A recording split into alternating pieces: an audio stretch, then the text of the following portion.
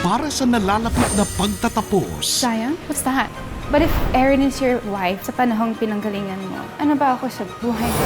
mabubunyag na ang lihim na itinatago ni Sabi Zion. ka, para mapag-iwalay natin silang dalawa. Phone mo to, ng 2022. Anong kalokohan to, Gilbert? Bakit di mo talongin si Zion? Ano ang kapalarang naghihintay sa kanilang lahat? Hinihiling ko sa'yo one last time.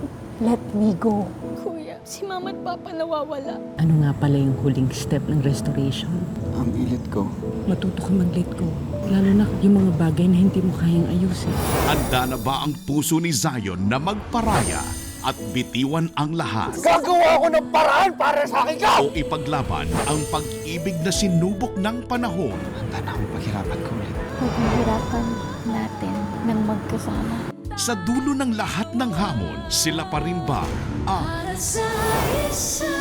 sa huling 3 linggo? Masarap magluto kapag may katuwang sa kusina. Please welcome Epi and Van Dolph. Nahugasan ko na po yung mga plato. Saan po natin lalagay ito? plato na! Saan po lalagay ito? Anong cuisine yung pipili nyo? Saan kayo kakain? Sa kitchen nyo. Ang importante, di ba importante, kahit anong pagkain ba basta sama-sama kayo. Yes. Samahan natin si Tita Helen sa kusina tuwing Sabado, 11 a.m. bago ang Eat Bulaga sa TV5. Ang patay, pilit binubuhay. Ang humihinga, hinahabol ng disgrasya.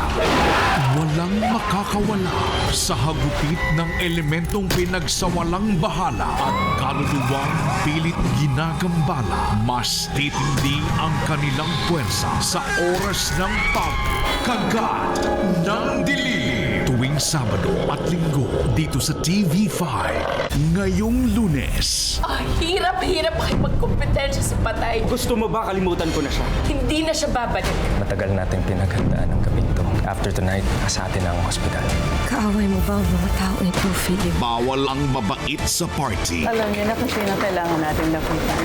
Dahil ihahanda ang kumungkulong galit. Kailangan ko mapabagsak ang mga brain kanina. Nag-aapoy na damdamin. 8:45 p.m. sa Totomax. Primetime 5.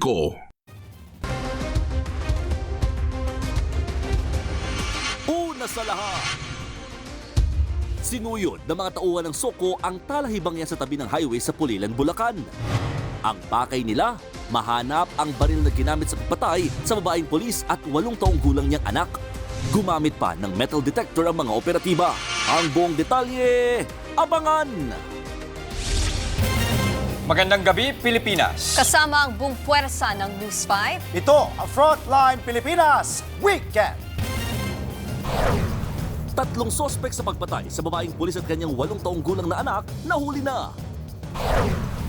Bangkay ng isa pang pulis natagpuan sa Poso Negro sa Bulacan. 2 sospek arestado. Lalaki sa Isabela, ginilitan ang umano'y ng molestya sa kanya.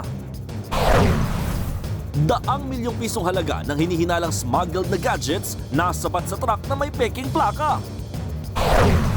At mga kaawit bahay, semifinals ng Singaling Celebrity Edition mamaya na.